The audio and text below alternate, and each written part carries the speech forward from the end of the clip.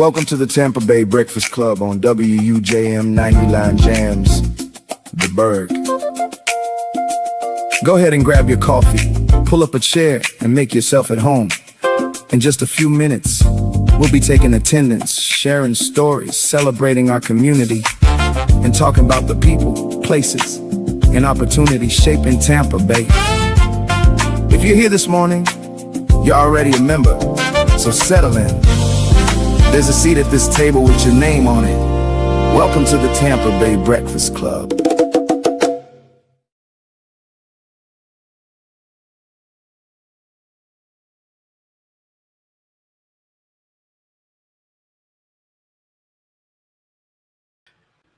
All right, there we go. Welcome to the Tampa Bay Breakfast Club with your brother John. And this is Qiana. And this program is being brought to you as part of the New Image Project of the Community Development and Training Center, aka CDAT. CDAT. And we'd like to thank y'all for tuning in, helping us to redefine what's cool, because smart is the new gangsta. Baby. And if you don't know, now you know. Now you know. Do we need to do the disclaimer still? Maybe yeah, just so that we can be all on the same wavelength and frequency. So Charlie Funk, where you at? Tampa Bay Breakfast Club is an independently produced program. The views, opinions, and statements expressed by hosts, guests, or callers are their own and do not necessarily reflect the views, positions, or policies of Cara Festa Radio, 99 Jams, its ownership, management, affiliates, sponsors, or partners. Enjoy the show. Yeah. That feel good. Okay, yeah, I think it feel good. I do. I like that. I like it. I like that. Oh, you like it? I like it. So Freestyle Friday, and we live over here at Culture Creatives. So shout out to Brainstorm the Genius, man, and all of the amazing things that's happening over here at Culture. Make sure that y'all tap in, tune in. Culture Creative, is it .com, .org? Culture Creative. Culture Creative. And when you see it, you'll know that that's what it is. And last night they had anime night. Okay. So I don't know if people know how many people love anime. I'm learning about how many people like anime. Love anime. Really? Like she could sit in her room for hours. And it's like, so what is the whole anime? I don't know thing. Like, what is the thing to it? Like, what's the thing that makes it a thing? I don't know, because I'm not an anime. You're not an animator? No, I'm not. Yeah. I mean, I sat there and watched it, and it's interesting. You know, you got the Sailor Moon and all that other stuff like they do. Is that the same as like the avatars and the airbenders and all of that, or is that something different? Avatars are something different. Okay. Don't get me lying on these people airways today, okay? Hey, Shayna. Shayna, what's good? Welcome to the ride. Yeah, I don't know anything about. Yeah, see, what is it?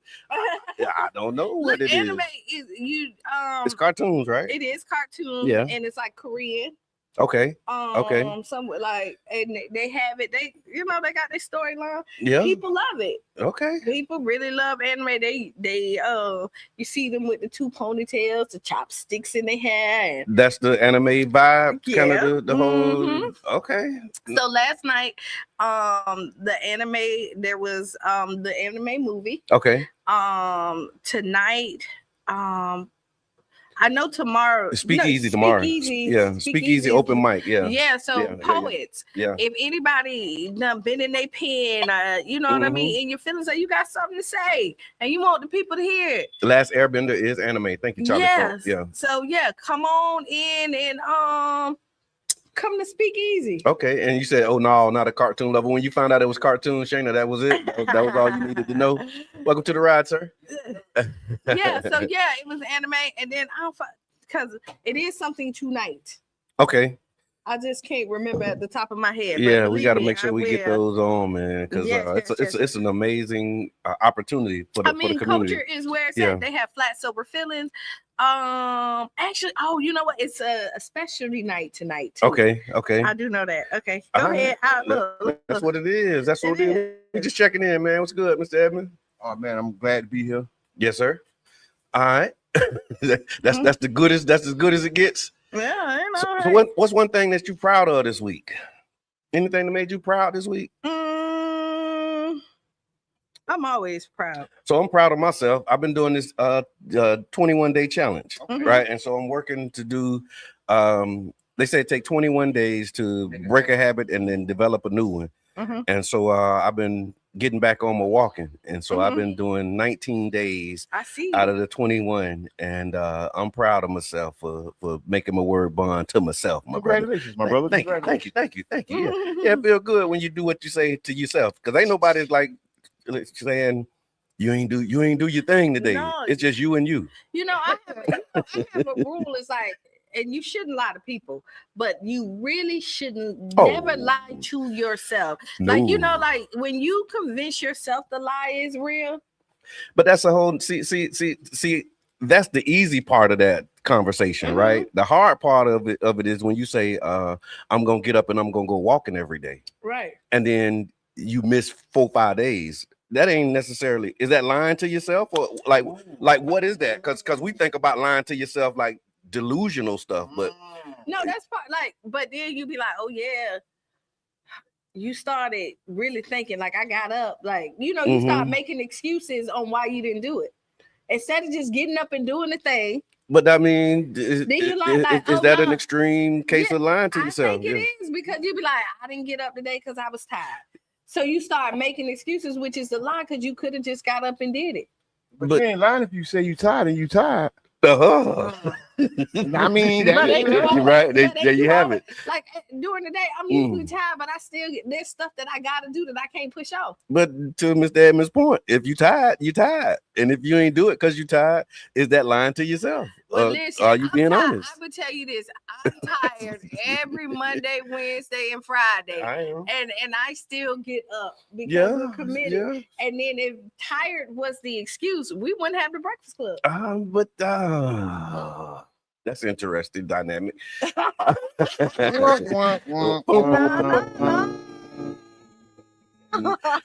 What's one thing you're looking forward to for the weekend? Anything that you're absolutely looking forward to? The events here at Culture, like Speakeasy is always like a dope night. Yeah. Let's see. I'm going to the movies, but that's nothing new. Okay, you do that all the time? Yeah. You're looking forward to it though, right? Yeah. All right. Mr. Edmond, anything you looking forward to this weekend? No, man. I'm just happy to be here, man. All right. That's the theme for the day, seem like, yeah. Leo season is ending. Okay. We're going into Virgo season. You know what? I was just looking at this too, right? I'm not a big astrology person, but I do realize that like Leo, like my sister was a Leo by God's grace. And like I'm cool with Leos. Like I ain't got no problem with Leos for the most part. I can't think of no Leos that I had a problem with. Like they can be cool people. Yeah, I ain't got no problem with Leos. I don't think I got. You know what? And even the people I got problems with, I don't think about what their sign is. No, yeah. Like you have a problem with certain people. Like it don't matter what their sign is. But there is some good people. Like okay, so you ever heard? But you've been dating the same person since you was 2. Yes, I have. Okay, so you don't really count. But see, but that's what I mean. Like the stars always said, like when you read those charts and those assessments, it say Aries and Virgo not supposed to work together because we like 2 totally different energies and opposites and all of that stuff. Yeah, but then you also have like your moon, your sun sign, like other stuff equate to that. So even though like you a Libra or a Virgo, you might have like a heavy Libra in the chart, which Libra and Aries match really well together. Okay, so I can see us kind of like how we be vibing on the show. Yeah, like so you know what I mean. Like you just gotta see. Yeah, I think you take it for what it is, but you don't let it dictate your life. Okay. What you think, Mr. Edmond? Do the signs really matter? I mean, I believe in the stars, but I don't follow the signs. Okay. So like do you look at the horoscopes in the morning? And I remember I used to read the horoscope paper. I don't know where to get them. I used to read them too, but I don't follow them like a follow. Yeah. You know what I mean? But I do know like planning your day around. I do know the stars align, and like I've been telling y'all about what's been going on the last like we in a special time of life. Yeah, the stars never did kind of what we doing. You can see all that switch up. You can tell the difference in the attitudes, the personalities, what's going on. So I believe in all of that. Now I will tell you, since Leo season is ending, the opening act is about to start. Libra, Virgos. Oh, Virgo. Yeah, that's right. So after Leo, you get Virgo, which is the opening act. Okay. For the main attraction. Oh my God. Which is Libra. What's good, Tim? And then then we got our good Scorpios that ends it. Like, you know what I mean? This is the movie. So get ready for the movie. The opening act. Virgos. Okay. You got to have a good opener. Yeah. You know, then you have the main attraction, and then for everybody who still want to linger around and just want to party, we got somebody to close it out for you. Scorpio. Scorpio. I mean, and I know we got Sagittarius after that. I'm cool with Scorpio too. My baby girl is Scorpio. Yeah. My baby girl, It's a new report that all the stars, all the signs is an extra sign, and all the signs kind of move out of the place where we know it at. We know it to be done. Yeah, but do we really know where they at anyway? Though, for real. Listen, like you look up and you look and you know that Leo is over there. They've been saying that for years. No, but can you look in the sky and see Leo? Somebody can. I mean, you though. Like, do you when you look up at the stars? Are you we ain't in the place. Like, you can't see everything from everywhere. You can see the Big Dipper. I always see the Big Dipper. I know where the Big Dipper is. You see Big Dipper? Yeah, I see the Big Dipper when I look up. That's because I just all I know to look for. I don't know the. But I think if we studied it, and went in astrology for real and studied the stars, we could probably point it out. Good morning, sweetie. It's astronomy. Astrology and astronomy is different. Yeah, those are two different things. The study of the stars is astronomy. Okay. Astrology is the zodiac. See, that's what I ain't on. Yeah, the zodiac. I'm on it all. Astronomy. I'm on it all. Astronomy is astrology.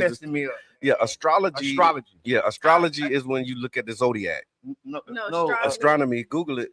Okay, I do know that much. I do know that much. Look, I don't know a whole lot. Put it in the chat. Tell us what we got going on. Don't worry about it. I'm with the astrology, horoscope. I'm you down take the with A's. the double A's. With the A's. So would you rather? Would you rather? Let me pull up my little would you rather because I definitely have one for you. All right. Boom, boom, boom, boom. Because I had went away from it, y'all. That's hold music right there. Oh yeah, the boom, boom, boom, boom, boom. Boom, boom, boom, boom, boom, boom. Okay, would you rather have a candidate agree? No, that ain't what we said. Would you rather?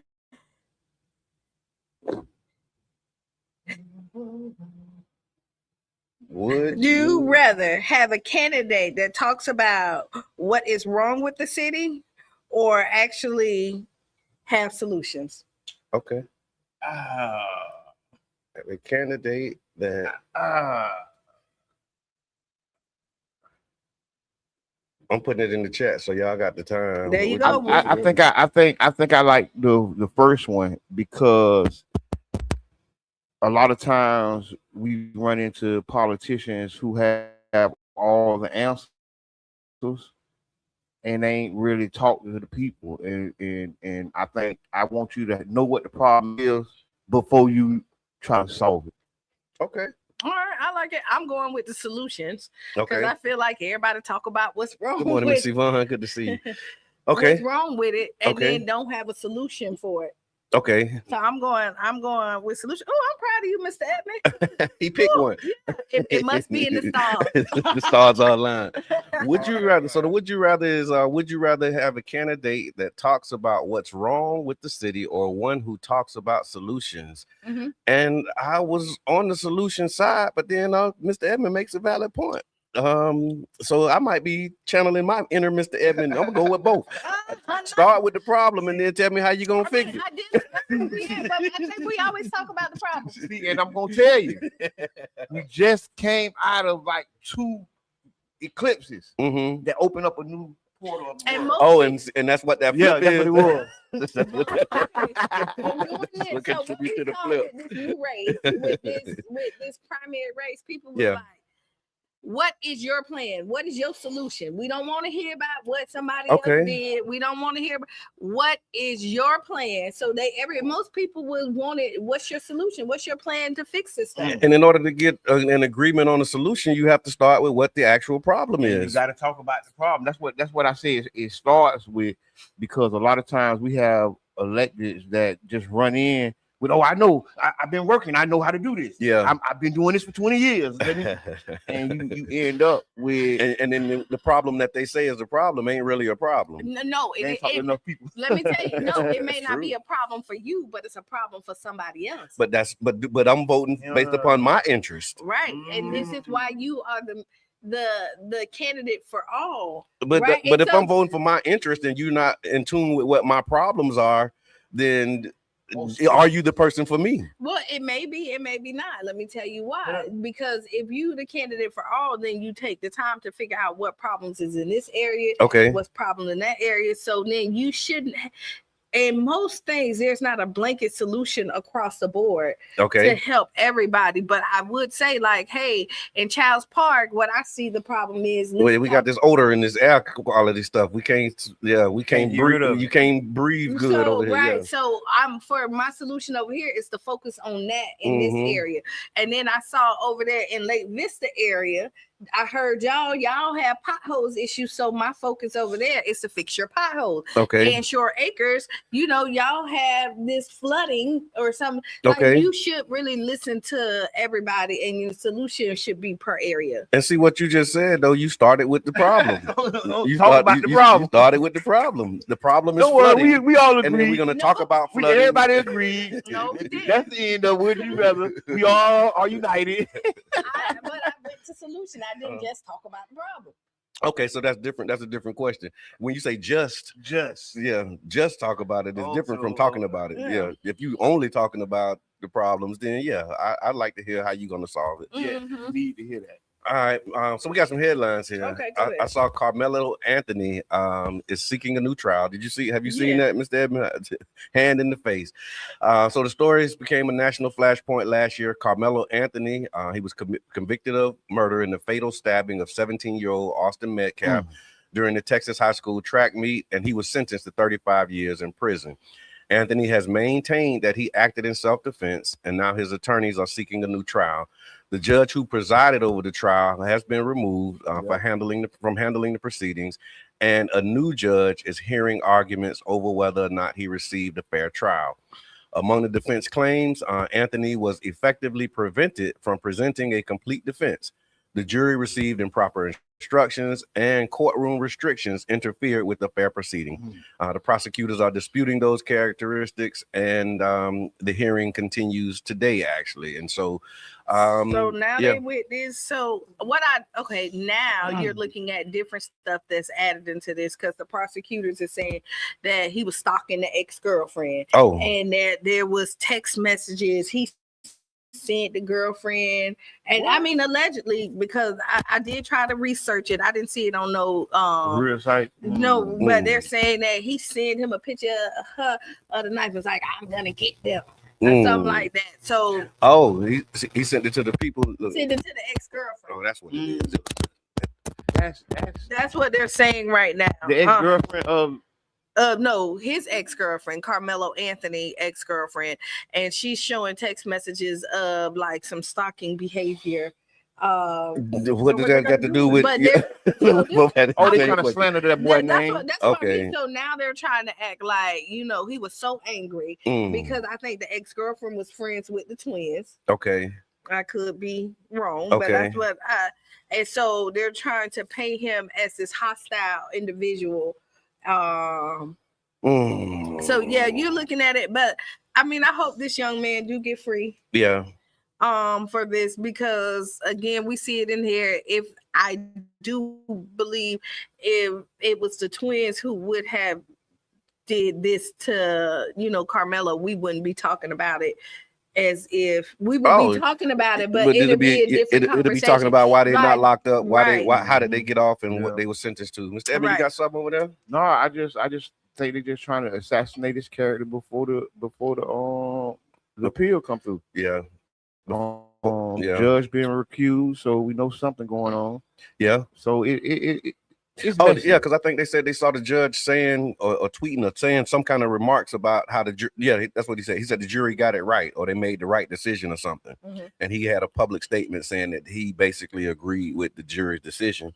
And so when you come out as a judge saying, I think the jury made it, because you're supposed to be impartial. Exactly. And the problem is the young man like was in a bad situation from the beginning. Yeah. Right. It was all stacked against him, and like the truth of what really happened probably still ain't gonna come out because like they didn't show all the video, they didn't do this, they didn't do that, and it really is like they say, it's withholding information, it's withholding evidence. Yeah.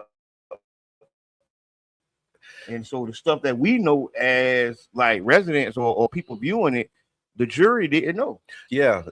And that's another part of like what's crazy about this whole thing. And in this era and age of information, you got people who are not responsible for the decision in this case, knowing more than the people who are responsible for it. Yeah. You know what I'm saying? Like how backwards is that? Or what you think? It is. But then you gotta think that a lot of stuff that's fed us, we don't know how true it was and not. So some information that people have may not be the information. Stuff, like we first it was a knife, then it was the tool for his track. Yeah, like there was so much stuff that was given up. So I think in that case, it's good that they didn't have all of that to call their judgment, but in the bad part at what they were given, right? Really totally unrelated. It's just criminal justice stuff. There was I saw this thing with this man who he pled guilty to killing the girl in Gulfport and dismembering her or whatever. And he basically said, like, I'm pleading guilty and I want the death penalty. Like he stood up there and said it with his chest, like, yeah, I did it and I don't want to waste y'all time. So I'm just gonna go ahead and take the plea. And I want y'all to sentence me to death. What y'all think about, somebody who goes in and acknowledges what they did, and it was horrible. They said he killed the girl, dismembered her, and tried to hide the body and all of that. And he's like, yeah, I did it. And to keep from going to trial, he was like, the outcome gonna be the same either way. Like I know y'all gonna be able to prove that I did it because I did it. And so now, just go ahead and, let's get this over and stop wasting everybody's time. I like it. Death or life is the now that's the kind of the decision that the judge has to make, because he also said that he didn't want to have a jury decide what the punishment should be, and it's up to the judge to decide now whether he gets life in prison or the death penalty. Give him what he asked for. Oh shit. Okay, give him what he asked. Give him what he asked for. On in this, give him what he asked for. I don't know. I don't know if he get pick his ride.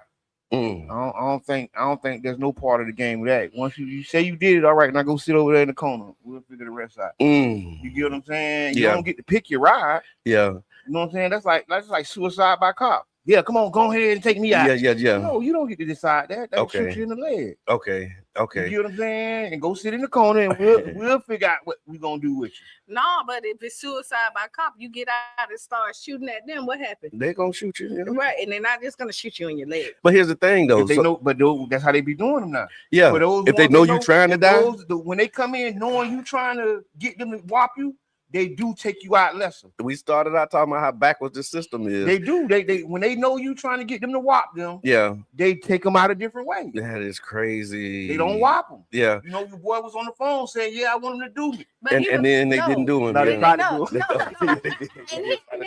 They tried to give him what he asked for.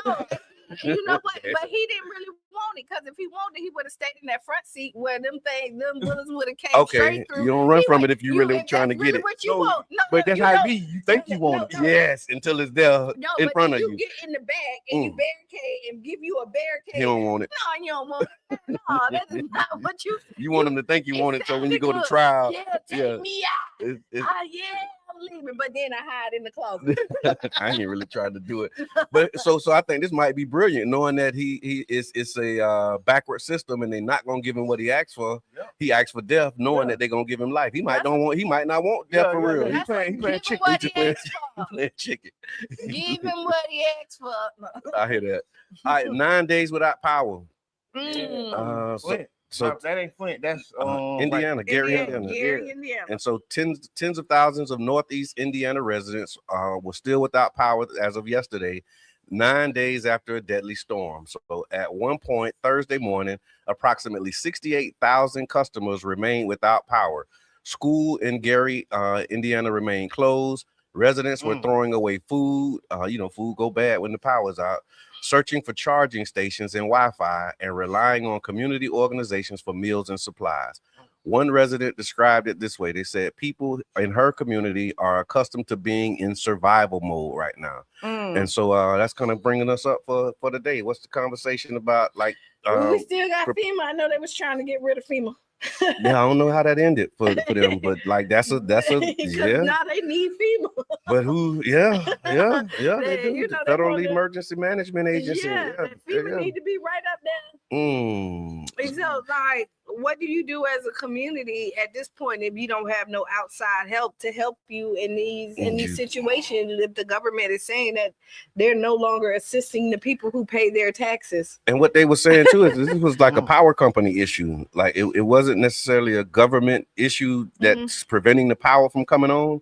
It's like an infrastructure because it was like some bad storms and whatnot. It's kind of like the same thing that happened here when our lights went out and Charles Park was out for a week. You get what I'm saying? While the rest of the city was up, it's the same outcome. Like the infrastructure and all of that. You go through the alley, you see trees all over the power lines, and then a storm come and take out all our power. Yeah. It's not rocket science. You know what I'm saying? You got 20, 30 years of not really maintenance in your infrastructure, and now we got to spend. Right now, we have an infrastructure amendment coming up for $600 million.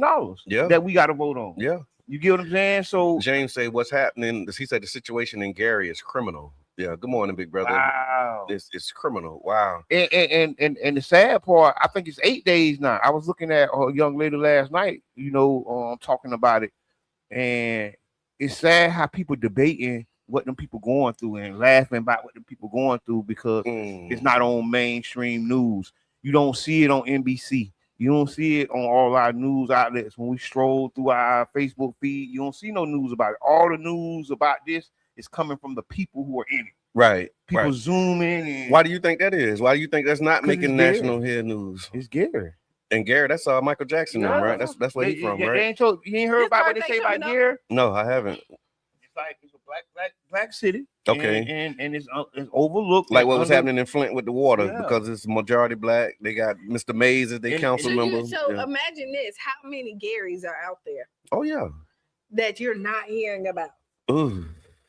Yeah. And just think about them small towns. Like maybe it's not hidden yeah, because that's what the lady said. They said they've been in survival mode. Like it didn't just start with the lights going up. They say Gary is one of them spots. Yeah. They say Gary is one of them spots, man, that's overlooked in a lot of ways, right? It's like a Flint. You know what I'm saying? And the sad part about it is, like, this is a national emergency happening. Yeah. This ain't just a small town issue. Right. This happened. This took out 400,000 customers. Yeah, and I think they say 400,000 down. Not down. Yes, like 68,000. Yeah. But it was 500,000 people with no power is a big problem. The biggest. Yeah. And so resilience. That's like you said. It's a bill that's coming up. That's something we finna vote on. Whether we're going to invest the money in our infrastructure and stormwater and wastewater systems here in St. Pete. And by our Duke and by our electric company. Yeah. Like this is, they dropping this square in the lap of the provider. Yeah. They ain't saying this the city. Yeah. They saying this is the provider who runs the eastern coast of whatever. Yeah, and they down. And now 9 days later, 10 days now because when something happens like that, when do you start to work together? I don't know. I think they're already working together. I think that's how they surviving right now. That's why we seeing people on their phones still. Well, okay, because they done bundled up. No, I'm not talking about the people. I'm talking about like the government and the administration. Yeah, like when does the administration work with the power company? Like at this point, you're pointing fingers about who's responsible for what. Yeah, y'all both responsible. Yeah, for the safety and well-being of the people. So speaking of being responsible, I saw a post from it was straight from the office of Mr. Robinson. Y'all know Raphael Robinson been like putting us up on game and letting us know what's happening in the classroom. And so he posted about classroom operating without adequate air conditioning. I don't know if y'all saw that. But it was a pretty much straightforward argument. He said schools should notify parents. He said schools notify parents about grades, attendance, behavior, testing, dress code, lunches, lunch balances, and events. So if your child's classroom is too hot for them to properly learn, should you be notified? Yes. Okay. Yeah, because he's saying that right now the AC haven't been working like it need to work, and you know, I mean, it's I was thinking about it. Me and my wife, we was upstairs, and we like, it's hot in the house. It's like it don't usually be this hot inside. Yeah, like something like what you mentioned it on the earlier broadcast about this heat wave, this record heat, and all of that stuff. Like the impact that's having on schools and on children. That's what he's highlighting. The whole quality of life of us all. Yeah. I think like right now, I was saying, we living through the hottest days that we've ever experienced. Like, you know, it always, you know, that's one of the things we always say, well, it's hotter than ever. No, it's literally hotter. Yeah. It's hot for real. And what he was saying was that he described the student saying, I'm hot, my head hurt. Can I get some water? When are they fixing the air? These are things that the kids are asking. And he said, meanwhile, the teacher is also hot and uncomfortable, but they're still trying to teach. And so then it comes down to a simple solution. They said they want them to relocate to another class, but relocating 20 plus children, that's a disruptive process. You know, it interrupts lessons plans, technology, and all of that. And so what he's saying is like, should you be informed when your child is, you know, uncomfortable in school? You should, because it becomes a medical thing too as well, depending on, you don't know if, you know, what the issues is. Like I used to overheat and like, it used to be bad too. I laugh because I just thought about if they would have called my mama and say, we calling to let you know your son say he hot. Mr. Evans, they call your mama because you told them you hot. What's the phone call to your parents like? No, but you can send out a letter or something. The AC is out, so make sure that you going to get them if they call and say your child is hot in school. What you doing? Yeah, not at first. Yeah, I ain't coming at, but you know, pack some extra water. Yeah, hydration, of course. You want to do those things. Like that. But I mean, honestly, I would, as a school, like at this point, you should have some extra stuff. If you're lacking one thing, you should put more stuff in, like have waters in every class. Yeah, not just water, but electrolyte. Like because what I was saying, heat stroke is still a stroke. Yeah. And cheering drop too. So that's something we got to think about. And then you got to go out to PE, and you know when you hot at PE. I don't think they having PE right now. I don't know. They have PE. They still doing PE? Yeah, they still have PE. Okay. And this heat? They do. I bet you they working something. I bet you they working something. 12 o'clock. And we say it, but we done survived heat. Yeah. Right. So but I mean that's what I mean. But it's a different kind of heat. Not this heat. Would you agree? They say that this 112. is a different kind of heat. They said it was 112 feel like temperature. Yeah, I was watching it before I was leaving this morning, and they said today is the first day where it's like only feel like 105. She said it's the only day this week that we don't have a heat advisory. Because you know they give these advisories when it's like ridiculous. And today, because of the weather and the rain and all of that stuff, it made it not necessary for a heat advisory. But like I don't remember heat advisories growing up. I remember it being hot, but I don't remember it being like they telling us, hey man, it's so hot that we're gonna remind you that it's hot. Yeah. And he might have had it, but were we interested with like back then? Were we looking at the heat advisory? Yeah. I used to read the paper every day. That was one of our things. But I'm just saying. So it would have been in the paper. Yeah. No, it wouldn't have, because the paper came out the night before, so it ain't gonna tell you today that they had 5 newspapers that come out every day. So, and all of if them it was a heat advisory Monday, we would have seen it Tuesday, Wednesday. Okay, you would have got a notice of a heat. They give you the forecast. So you was going to the forecast and reading that. Reading the whole paper. I like to read. Yeah, like I read. I don't just read like. So long story short, y'all make sure that you check in on your children. Thank you, Mr. Robinson. Thank you for that, Mr. Robinson. You see me? Yeah, I mean, no, I mean, you know. I just know when you're children, like, I mean, we read the newspaper. Like, my granddaddy made sure that we, but I didn't read, like, you know, you read what they make you read. Yeah, that was so long ago, I can't remember if I did or not. And so I'm not to say, I can't. About heat advisories. I used to be outside. Yeah, we would have known about heat advisories. Yeah. Like, I've never seen, but I know enough about my mama. Well, she don't take them at that advice. If she wanted me outside, she don't care nothing about no advisory. If you would have told her, mama, boy, Juju fell out yesterday. What? Yeah. So how did enough people falling out? Then she take it under advisement. But that wasn't happening though. It was. People was falling out in the heat. I seen some people fall out of school when you did because it was hot. Yes, I mean, that's what they was on something else caused them to fall out. That's what they had, the ice bag. Okay. Like you would have to get in there. You had to eat chips and stuff like that to make sure that you had the salt in your body. That's the electrolyte. Like and all okay. That's stuff. Not just the water. And this go way back. But that was rare, I think, y'all. Come on, that wasn't happening all the time. No, if you in sports, but now the sports treatment is every day for everybody. Okay, it don't matter if you're in sports now. You need to eat. You still got to get your electrolytes. You got to get your electrolytes. Okay, so I just want to say this: as you walking by, okay, how many people you see fall out? I mean, they was on the news. A guy just fell out and died over there by Bethel Heights. I was telling somebody, heat strokes. Yeah, and Q, I'm gonna say it like this: here, people have strokes, and we just take the heat part off of them. You get what I'm saying? Because a lot of times people is falling out, and it's electrolytes. It's something they could have did preventative. Yeah, you get what I'm saying? Getting their glucose up or whatever, and it's just being aware of it. Yeah, and that's what it is, and I think that's what the really the point of what Mr. Robinson was putting out was like saying we concerned about all these other things that go on in the schools, but not the environment that these children are in. The packs they be handing out now. What's that? The little cooling pack. Okay, and then they had the little things you can break it and put it on your neck too to keep you cool. Yeah, I saw some. They was giving them away at one of the events we did at Child's Park. Yeah, that's good. So if y'all tuning in, y'all tap in. Thank y'all for riding with us with the Tampa Bay Breakfast Club, and we appreciate y'all, man. So like, share, subscribe. It was probably like 90% that we had at one point where people would watch and tune, but they weren't actually subscribers. And so make sure that you subscribe into the page. Yeah. Okay. Well, thank you for that. And keep on doing it. Well, we need you to subscribe some more. Let's get that number up, right? Send your cousin. Help us with those numbers. Help me help you. Help me help you. Another Pinellas County school story I saw was saying what happens when there aren't enough students?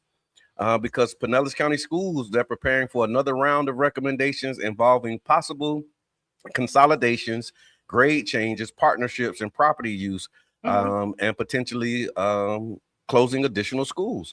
They're saying that it's not enough children in these schools, and so they gotta the same thing. Like they said that one of the reasons for the consolidation is because when you don't have a full capacity school, the cost to operate the school, like to keep the whole, like you can't just turn off the AC in one class, and so you might have 10 classes, but you only got enough students for 3 of them, but you got to cool all 10 classes because you can't. And so they're saying the operational cost of running these schools is another one of the factors into why they need to close and merge the schools, because they don't have enough students. They said the district says that declining school age population has left campuses underused.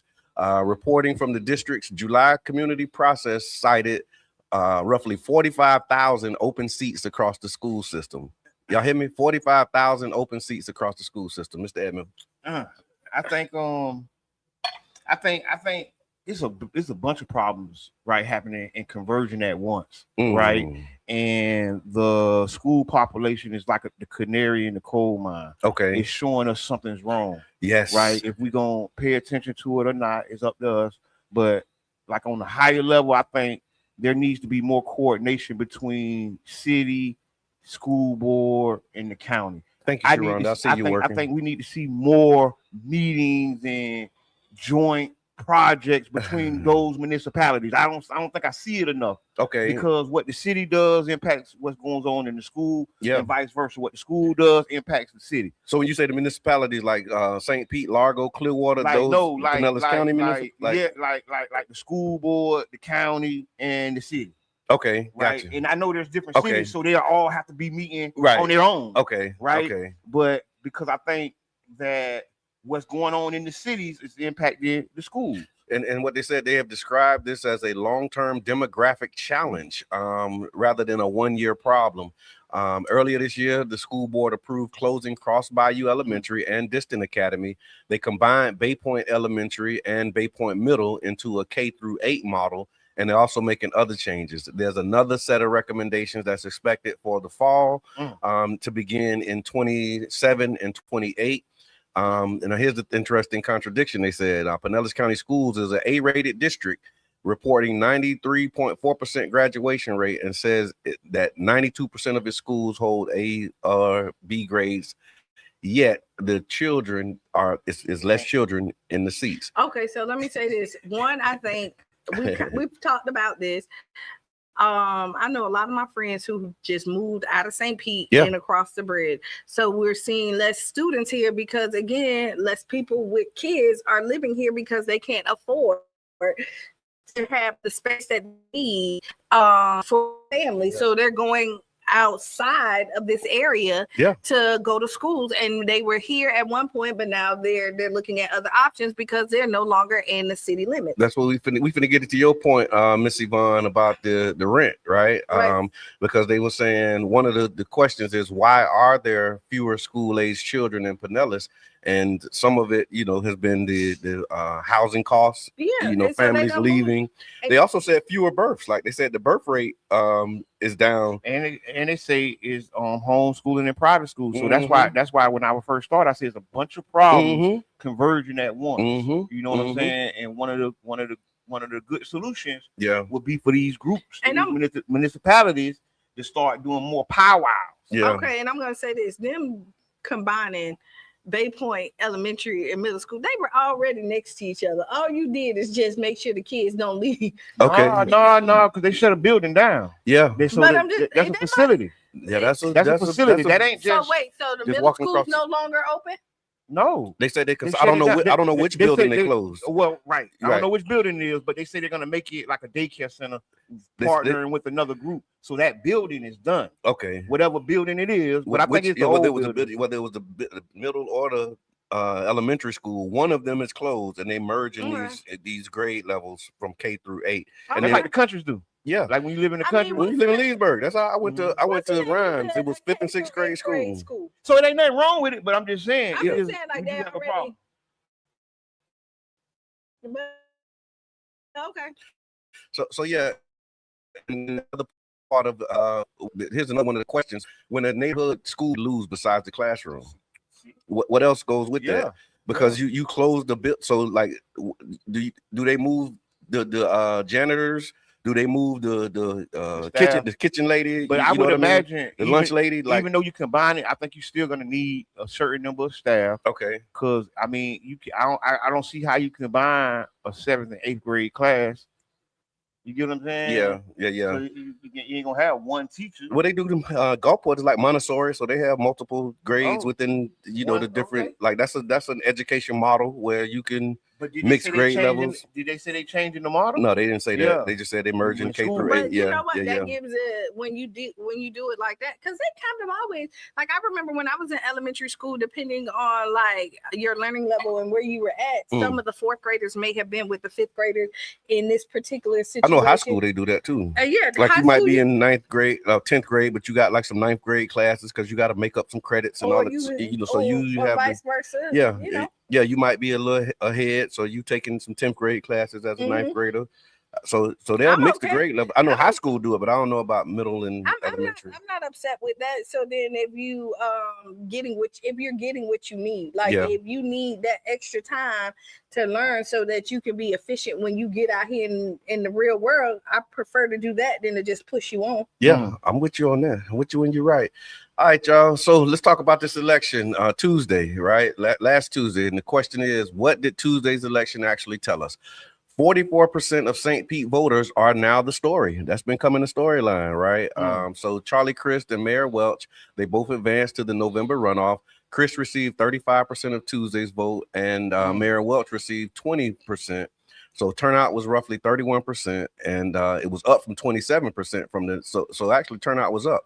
They said it was 27% in the 2021 primary, so that was up. But what's happening is between 44 and 45% of the voters actually chose somebody other than the two men who advanced, right? 45% of the voters chose somebody other than the two at the top. Yes. Okay. And so now the question is, these are not undecided people. They chose somebody because else. they decided to, they already made their decision. It just wasn't the top two. And so now the question becomes, who can earn those, that 45% of the vote? Not who owns them, because they're like, they don't really belong to nobody right now. So that 44%, which includes the voters who voted for Jim Large, Brandy Gabbard, Maria Scruggs, and Kevin Batdorf, like it's a percentage of people who voted for them. Now the question is becoming, which one of the top two candidates can be able to get those votes? Sound like no, they don't want neither one of them. Okay, say more about that. I mean, you look, if they had the option, and it wasn't like a slim.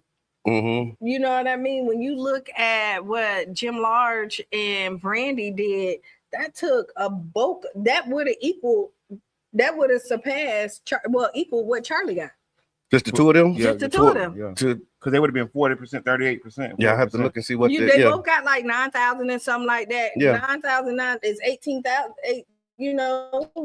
But that's again, that's what we're trying to discuss right now. Those voters are still out there. So now those options have been narrowed, and out of the two choices that you have, knowing that you chose somebody else, what are they doing to earn that vote? Like, what's the strategy? How do you, like, you know?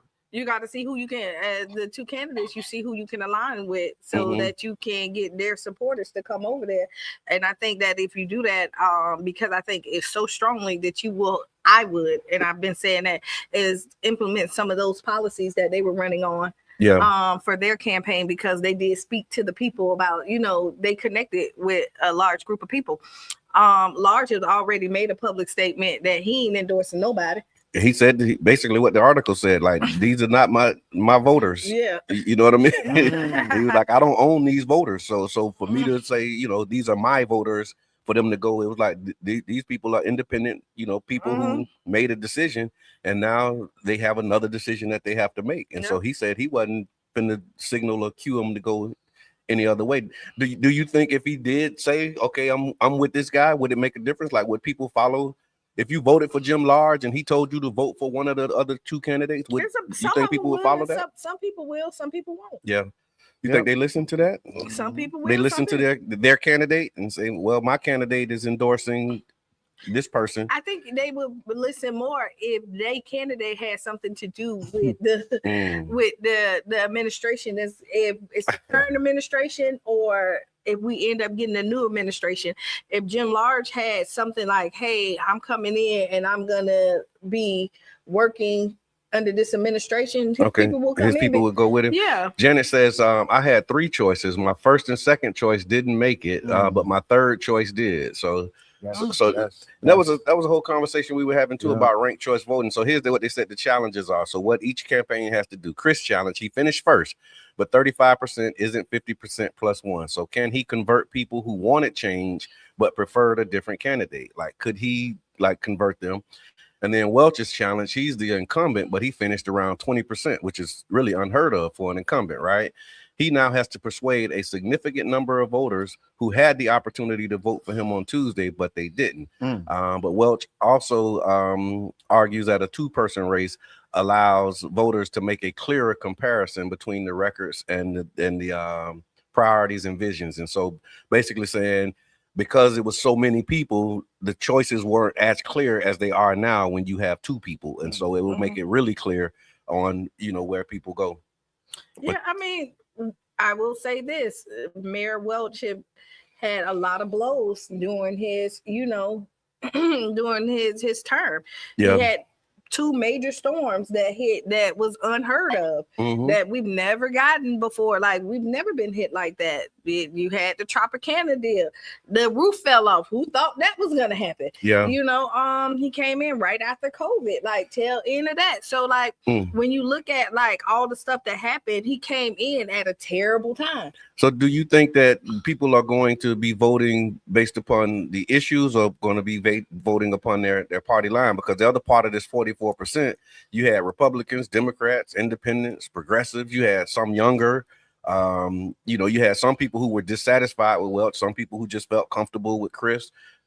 Some people had like candidate specific, like, and so to your point earlier, like it's nuanced. It's not just like one. It's like, oh, well, I'm voting for him because I don't like Welch, or is it because I think that they're not gonna, like, I'm seeing people who saying never Charlie, like people who would never vote for Charlie Crist because of his past and his record. And so does that automatically mean that they're going to vote for Welch? Like, no, do you think it's going to impact turnout also? Because you got some people, like, if you, out of that 44%, clearly they didn't want either one of the top two.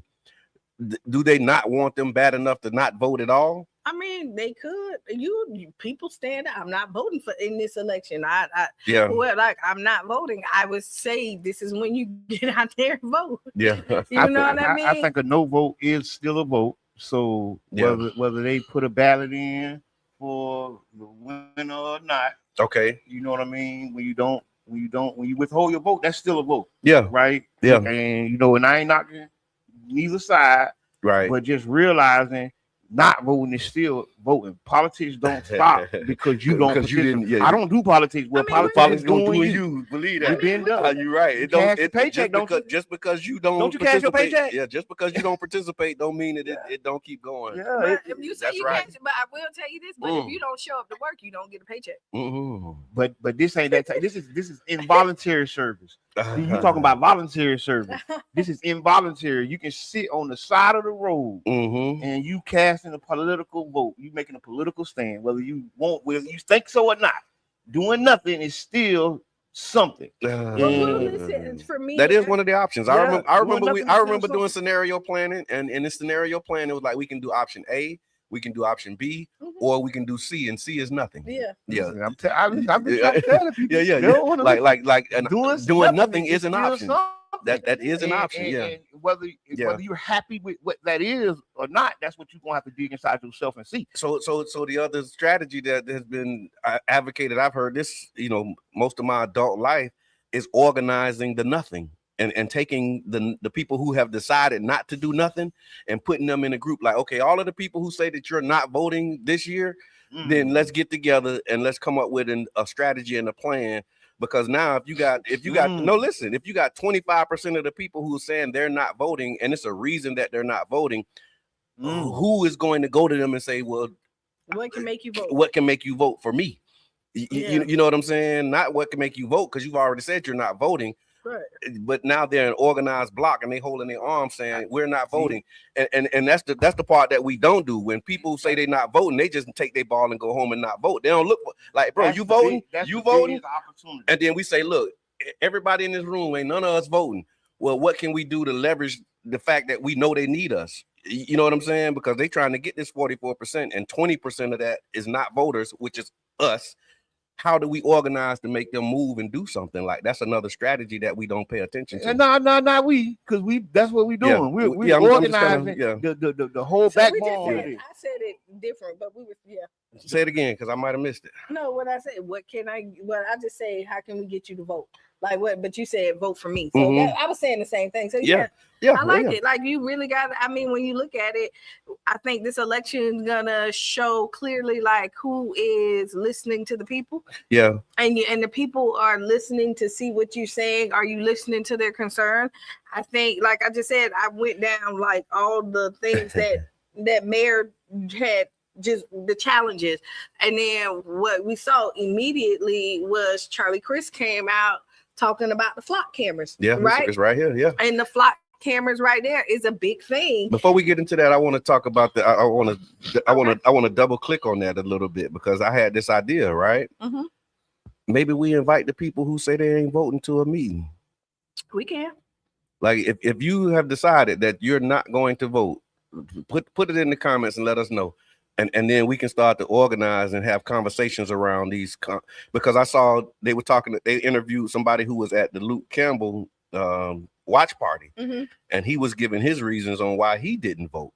And people was clowning the man on why I ain't like that. You know what I'm saying? On why that was crazy. How they was like clowning him. Because I'm like, you know what I'm saying? That's the problem right now. We ain't taking what people saying serious. Yeah. Right. And so that's why the biggest voting block is non-voters. Yeah. Right. You know what I'm saying? 70%. The biggest 70%. voting block is the people who are not voting. Yeah, 70%. That's the biggest opportunity. Right. Yeah. Right. You know what I'm saying? Because when we first started with Amendment 4, it was all about getting people to vote so people can vote. Yeah. You get what I'm saying? So people can be involved. Yeah. You know what I'm saying? And I think that the problem is the people who ain't involved get shamed and blamed. 70% of the people didn't vote. 7 out of 10. Yeah. It's 10 people at the booth, 10 people that can vote. Only 3 of them did. Who's talking to that 7? And that happens all the time. Yeah, that's consistent. Yeah. The only consistent. So they care enough to get registered, but they don't care enough to go vote. Or they voted one time and then they said, forget this. Or they don't see no candidate. They don't see no Who's candidate. talking to the 70%? That makes them get out and vote. And even this conversation about the 44%, these are people who actually voted. That's 44% of the 31. Mm-hmm. You know what I mean? So out of the 3, you're trying to get 1.5 out of the 3. You know what I'm saying? But you're not talking about this whole other group of 7, people who didn't vote. That's crazy. But hey, we just here talking on the radio and on the internet. Listen up, y'all. You're listening to the Tampa Bay Breakfast Club, and we want to thank y'all for your support again. You can also support us by giving stars. There should be a button that allows you to do that. We definitely appreciate the stars. We appreciate the contributions and all the things that you do.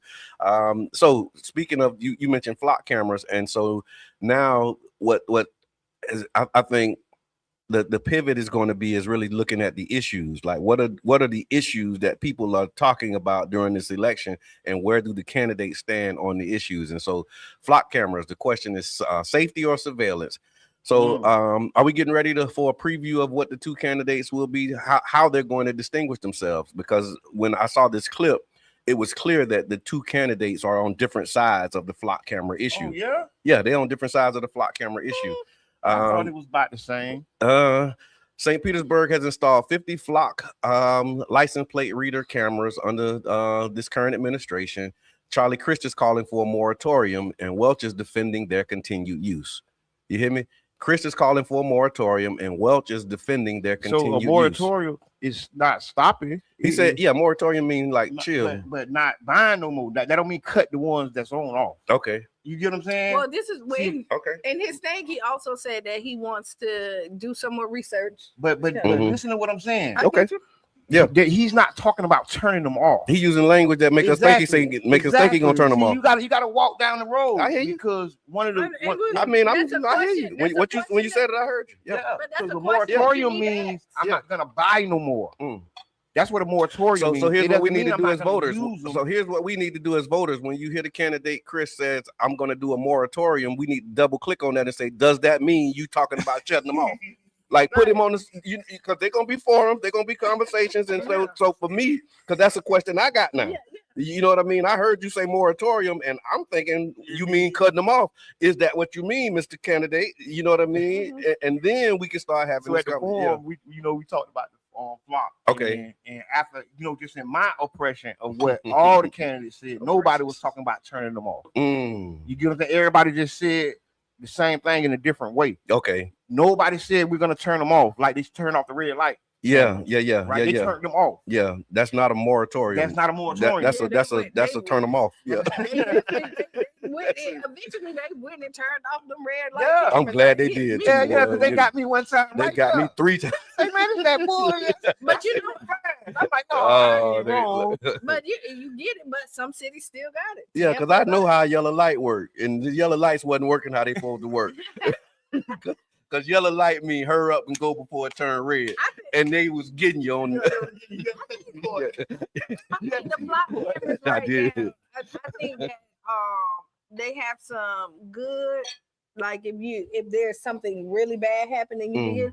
But I think there's so much leeway, that it's coming into a bad way. Like you're attacking everyday people with these flock cameras, and it's not doing what you really for my opinion. They hunting down their girlfriends. Yeah. Hey, I seen this. I say, man, y'all is crazy. Say he searched his ex 56 times on the flock camera. Somebody did over 100 and trying to ran this. But they say she was all right with it. And they said and they said that the thing was that the system that they have, like, it didn't catch it. Like, nobody saw them searching. It was somebody who complained saying, how does he know where I am? Because he always seemed to be able to find me. And that's what they was able to go back and say, like, wait, my ex is always around.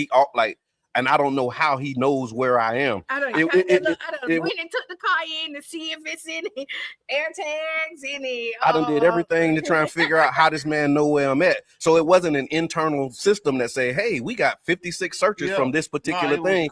It was a complaint that somebody launched that made this an issue. I want to say thank you to all the officers that are misusing the flock cameras, because y'all are the real MVPs, right? Because we wouldn't have knew about it. Because for real, it wasn't an issue. No, y'all made it an issue, and it's something that the community is standing behind now. That's right. Right? Because you got the flock guy that's sitting in front of the flock here in St. Pete. Yeah, like that's making national news. It is. Yeah. It is, because it's not just St. Pete. This is it's a nationwide thing. Yeah, because it's in Georgia. It's everywhere. Yeah, and so how much privacy are we willing to trade for public safety? And thank you, Brother John. And I feel that it's public fear. Yeah. Right, because the camera is not making us safer. Right. We seen the young lady who mother got abducted. They did it right in front of the camera. Wow. They did it right in front of the camera. The celebrity lady, the dude came to the door right in front of the camera. And in my mind, I say, now how safe they felt. Yeah, knowing that you got a camera, you think that that's going to prevent something from happening, when actually all it does is record what happened. Yeah. So I mean, but that don't prevent, but it maybe help on the back end, and that's what they're saying. So like, if the cameras, if they help find stolen cars, again, a kidnapping suspect, someone accused of murder. If they're showing that this is what these cameras are doing, would that change your opinion about whether or not to continue their use? But it's the abuse. And then it's the abuse with it. But again, if people know that there's cameras and they're going to be tracking you, it might make you second guess what you're doing. Make some people would be like, oh yeah, it's a camera over there. I mean, just think about it. There's a camera everywhere though. Yeah, but when you realize that you was getting caught with them red light cameras, you started, I gotta wait at this. I did. I thought, that wasn't no little bit of tickets. Yeah, them things coming. Look, no little bit of time. And you don't really know, and you don't really know that they got you until they send you that letter in the mail. Like, you might feel like you got. I remember I was in Tampa, they got me, because I was thinking that Tampa get you all the time. I ain't know that, like, I thought like everybody got rid of them when St. Pete got rid of them, and I didn't know they had them in Tampa. I got in Tampa too. So that's what I'm saying. But it make people second guess too some of the things that they're doing. Yeah, and then the other part of it, they were asking like who can access the data. That was another one of the questions. How long is the data being stored? Who is the data being shared with? Because the other part of this is like, and you talked about this on Wednesday, like this is a private company.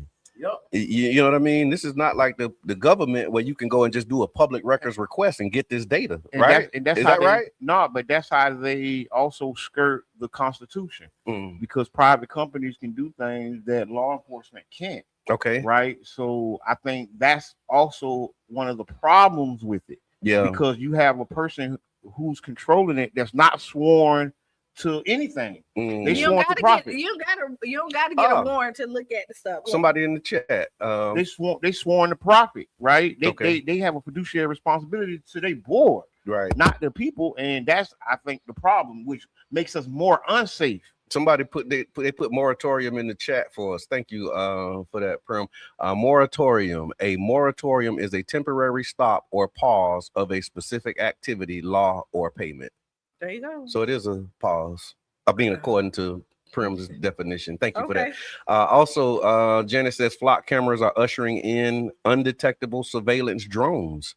The cameras also get more than license plate information. Yeah. So they're saying it's license plate information. That's how they sell it to you, but it's actually more than that. The only thing that they're turning over is the license plate and they information. Don't have to, and they don't have to ask for it. Yeah. There's no permission. Right. This is all like one big company saying I'm going to have cameras all over the United States. Yeah, and then go into agreement with cities and make them sign NDAs and all kinds of stuff. Yeah, like I think we was talking about the contract just passing and breezing through without even a conversation. Right, and the procurement process. And one of the issues that people are finding is they're not happy with their money being spent like that. Like, okay, you're gonna do it, but I don't want to pay for it. Yeah, I don't want to be the one to pay for it. So would you support the cameras if there were stronger rules around storage, access, and data sharing? Like, would that change your viewpoint or opinion? Because that's what some of the advocacy has been around, saying, okay, it is a tool that can be used. There are examples of where they actually help, solve crimes, but the flip side of it is that the regulation of it needs to be tighter. And so if they got tighter regulation, would you be okay with them still doing it, is the question. I don't know. I have to see it. Okay. All right. Organized people versus organized money.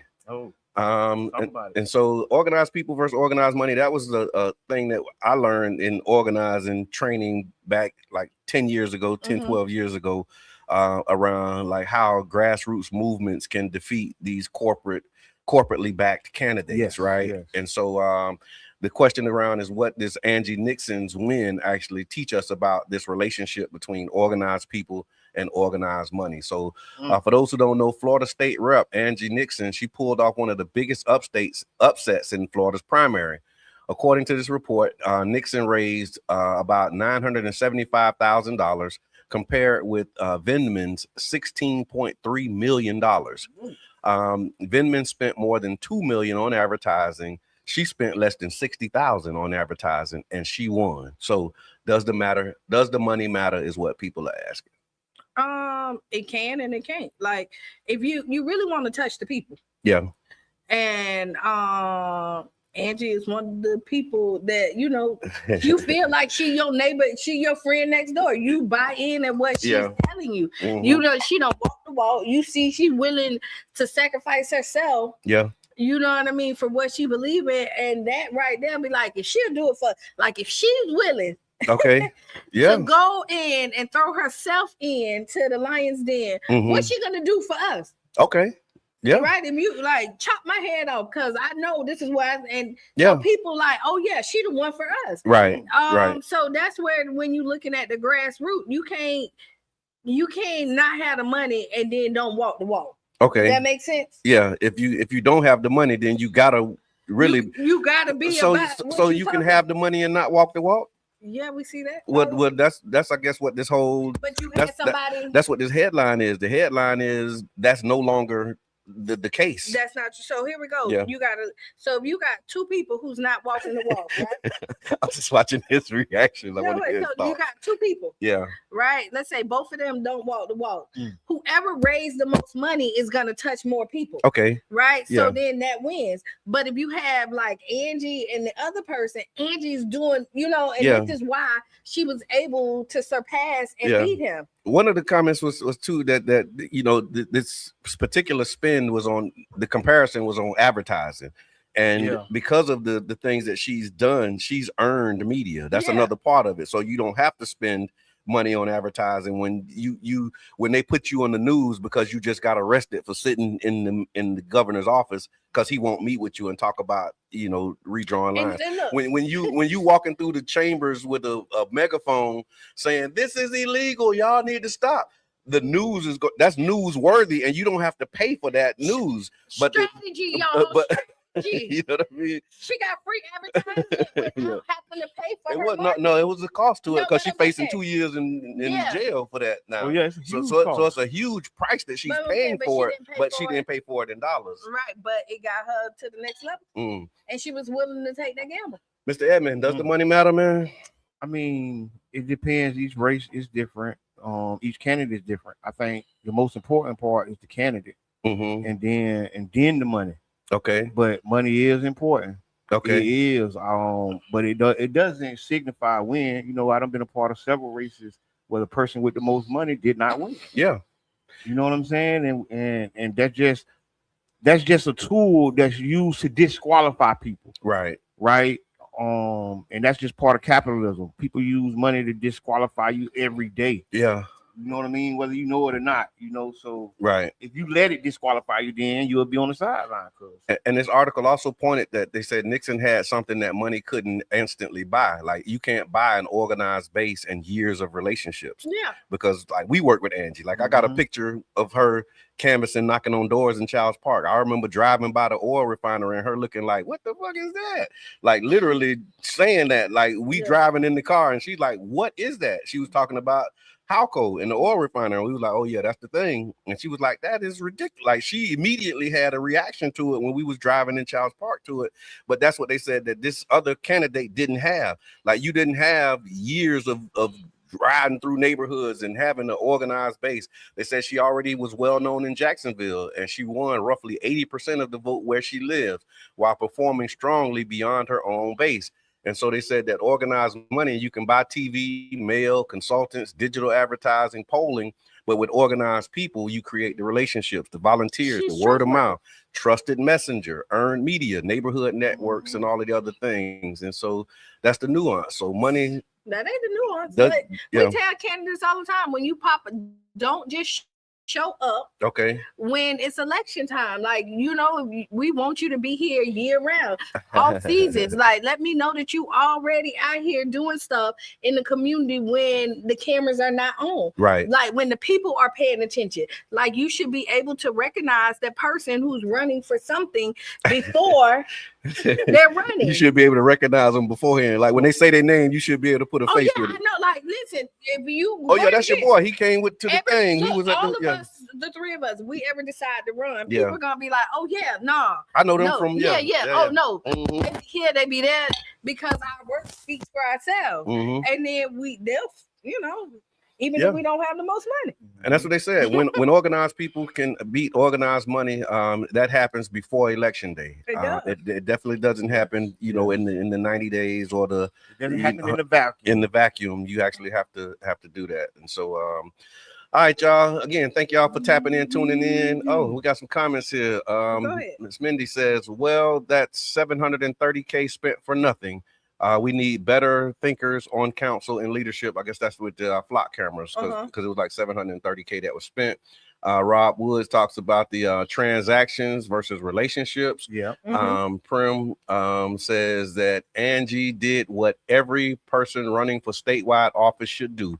She talked to the people. She went to every county in Florida and let people see and let them know they matter. Okay. Thank you for that. She was doing that before. Yeah. So it's going to be interesting because this is going to be I think I saw an article that talked about Trump tweeting about Angie. So when you on Trump's radar, more to come, y'all. Miss Teresa, she says Angie Nixon and Abdul El Sayed both beat candidates with lots of money. In my humble opinion, they appeal to common people who also don't have the money. They're fighters, and many people want fighters right now.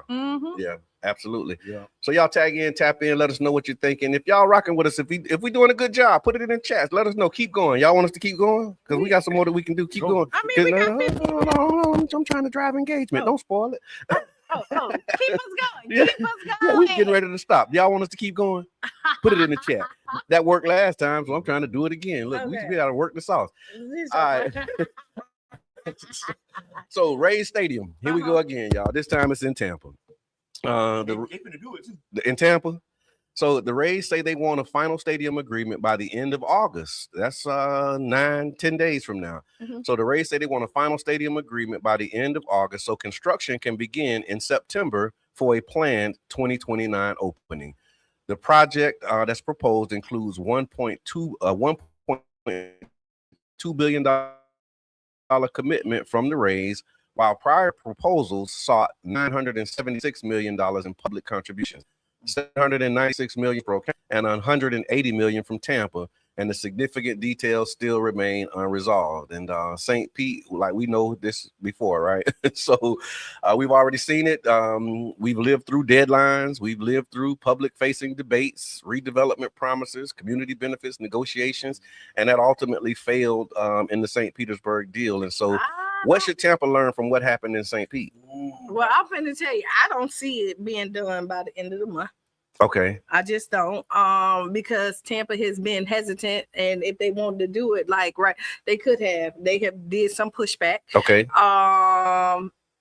Hey, if Tampa, if you can learn anything, dot your I's, cross your T's. Yeah. And also in your agreement, make them responsible for this stuff. Don't let them do no promises and wishes, and don't put that in the contract. Don't let them paint you a picture of what they can do, and then in the contract they only giving you the bare minimum. Yeah, that would be my what should Tampa learn from what happened in St. Pete? I mean, watch out for those deadlines, but I think they're gonna move on it. Okay. You think they're gonna have an agreement by the end of the month, 10 days from now? I mean, they're close to the votes. Okay. They almost got the votes. And I saw that too. They were saying the county. Yeah, I ain't gonna say they got the votes, but they very close to having all the votes. They said it was 2 county commissioners that may be able to. They're very close, right? And I think they working on it. So I don't know, but I think they need to have a strong community benefits agreement. I ain't heard much about it, right? I don't know if what Tampa's community benefits agreement looks like, but I think it needs to be robust. I think it needs to be just as robust as the request from the team. Right.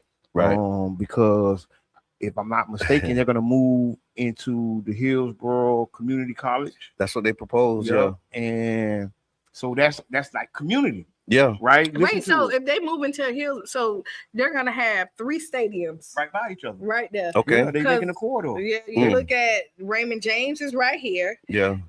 Hillsborough basically across the street, and then you got Steinberg. The Yankees. Yeah. Okay. Yeah. Right there. Okay. I don't know that much about the geography and what's they're making a corridor. It'd be 3 major. They're making like a sports corridor. Less than a mile away from each other. Not even walking distance. Less. That's what I say. Less than a mile. Less. Yeah. They're walking. You can literally walk almost across the street to all of them. So who should control the clock? So when the sports team gives the government a deadline, who should control the clock, right? Because Tampa Mayor Jane Castor, she put it simply, the question would be, would you rather lose the deal or approve a bad deal because you're afraid of losing it? Lose the deal. No, they're gonna do a bad deal because they're saying, look, we need to have this signed by this date, and even if the deal is bad and they're pressing you to sign a bad deal, do you sign the bad deal or you just let them walk? We signed a bad deal. Yeah, but look, they walked. Wait. They did both of them. They did both of them. Signed a bad deal and they walked. But listen, call they bluff because for 17, because before we signed that bad deal, they was trying to push it for 17 years, and nobody signed. They stayed. Call they bluff. Yeah, like you act like Tampa need the raise there. Okay, this thing is asking me to activate a stars party. Y'all want to have a stars party? I'm finna do that. Let's see how that works. But no, Tampa don't need the raise. Okay. They have a healthy sports. They do. They have the Lightning. Okay. For that win, they have the Bucks. Okay. That's there. Like, that's just extra. So, like, you don't have to sign nothing because you're not in need to bring extra people there. But not it ain't extra. What it is it is being one of the cities that has all the sports. So that is they don't have all the sports because they don't have basketball. But they close. Baseball, hockey, and now all they need is basketball. Okay. But they don't have. But what I'm saying is, they already got baseball there. They don't got baseball. They don't have a team.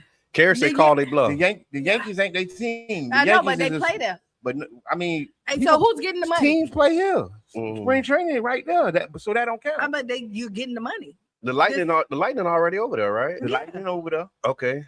And then they got the Bucks, and now. Yeah, but call they bluff. Like you don't.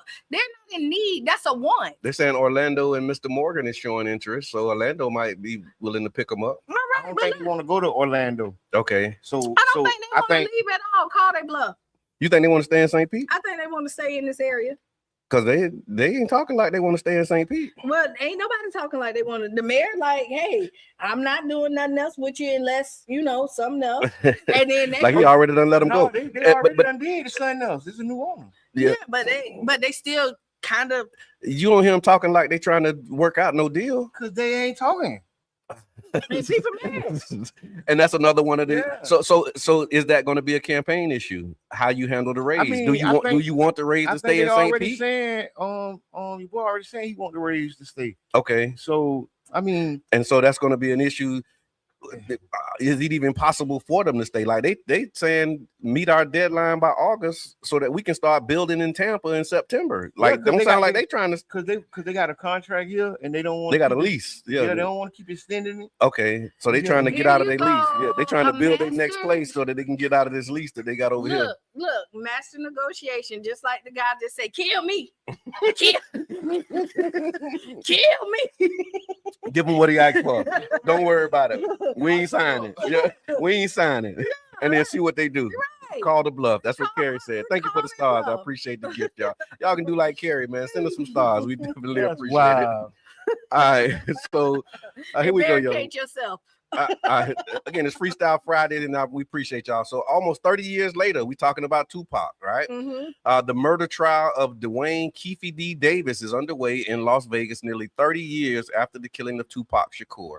Juries heard a 2008 recording Thursday in which Davis told investigators that his nephew, Orlando Baby Lane Anderson, fired the fatal shots. Davis also said that he was in the Cadillac and passed the gun towards the back seat.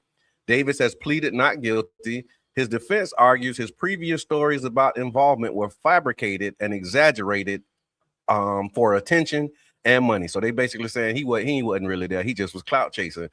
So the question is, imagine your defense essentially being, don't believe what my client was telling the people for years. Right. Yeah, don't believe my client. He just was. Yeah, it was all cap. What do you think? So I think it might work, but I think this is a lesson. This is a lesson to all former street guys, all people with skeletons in their closet. Okay, right? Thinking, I don't know what he was thinking. Right, he probably wasn't. And I mean, he just wasn't thinking. But it's so many. I'm sorry, I interrupted you. You said you don't like how you. He didn't think that like this is a 2008 recording. Like, do you ever think that what this is? 26. That's almost 20 years ago. So I think the problem was 18 years ago. He had already said this several times. Right? Okay. I think he got indicted in '98. Okay. And was like talking about it. Okay. And then he did it again. And thinking he had some type of immunity because he got away from it in '98. No, he was like he was a confidential informant. He was like working with the police. Okay. So there's a point in when you working as a confidential informant or snitching, they tell me everything right now. Okay. And what you tell me right now, we will never lock you up for it. Okay. Right. Okay. And so he told them everything. That's the 08 recording. Yep. Okay. He told them everything. I was in the car. I passed him the gun. It was the 98. Yeah. Okay. And then the 08, he just revisited it with the other guy. Oh, but now that was 10 years later. Them dudes who you told that to, who made that deal with you, they done retired. This what happened. He did it with the wrong agencies. So the agency he's getting locked up for isn't the agency that he did it with. Okay. You get what I'm saying? So that deal don't apply. The deal didn't apply. So here you go. You had the FBI. Now you're talking to CIA. Don't do that. But yeah, that's what it was. He had FBI, he had DA or whatever, and then you got the local police. So right now he got convicted or he's getting locked up by the local police. Yeah. And they're using all the interviews. They're bringing they bring all the stuff. So back. he wasn't like shy in his repeating of like this. He wrote a book about it. In his mind, I think, I don't know, but he's thinking because of all the stuff he's been telling, he had immunity. So he can talk about it. Okay. That's what he was thinking. I don't know what he was thinking. Yeah. So like that's like who just people tell on themselves all the time. But I think that it's your so conscience. No, it's so muddy. Yeah. Right. It's like a gumbo pot. There's been so much stuff put in here that like it's hard to separate.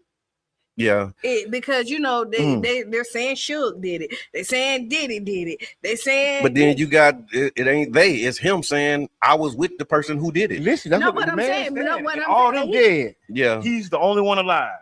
The other people who he said was the one that was with everybody, him. And that's what it's a new thing now about telling on dead people. Okay. Right.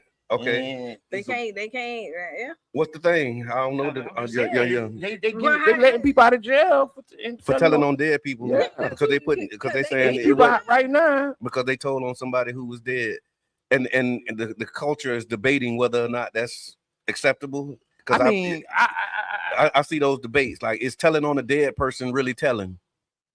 Man, I mean, right? That's what they said. They was like, look, he dead, and I told on him. So he told me before. Oh, I put my hands up in the camera. Look, hey, I didn't tell on them when they was alive. I let them be free. Not listen. Now give me my freedom. They literally putting it on the dead homies. I did my part. I kept quiet while you was living. Now that you gonna take this. Yeah. Wow. And would the dead homie be all right with that? At this point, listen, I would. If I did a crime and then somebody else took the time. Yeah. Right. And then I passed away. Yeah, give it to me. Yeah. I hear that though. I hear that. I'm with you on that. That's a G code. Yeah. Like don't take that. Don't take that, dog. Yeah. Like for real. Put it on me. Don't go through no life sentence and I'm gone. Yeah. Come on now. Let's stop playing games with each other. Yeah. Stop playing games. That's what you gotta do, bro. Yeah. You got some people that's like on the other side of that. I know. I done been through that in real life. So, yeah. I'm so glad I changed my life because I'm a civilian now. I'm gonna tell you, listen, I'm gonna give you the code to the safe. The day I die, go in the safe, pull out all the evidence, give it to me. That's my gift to you. It's all there. Hey, but for real, this is closure for call to actions here. But I was just gonna say this is closure for the Tupac family and Tupac friends and people who supported them. Yeah. So like it's a bittersweet thing going on right now. Yeah, people want justice, man. So listen, y'all, we got the call to action and we get up out of here. So Child's Park tomorrow, we're having a community organizing meeting. We spent this morning talking about schools, neighborhood conditions, politics, power, public safety, government decisions, and all of that stuff. And Rob Woods put it in the chat. What is we gonna do? And so one of the things that we are doing is we're organizing the community. We had to move our neighborhood association meeting from Tuesday because it was election day and the location is a polling location. And so we're meeting tomorrow at the Gulfport Neighborhood Center in the Fusion 49th District.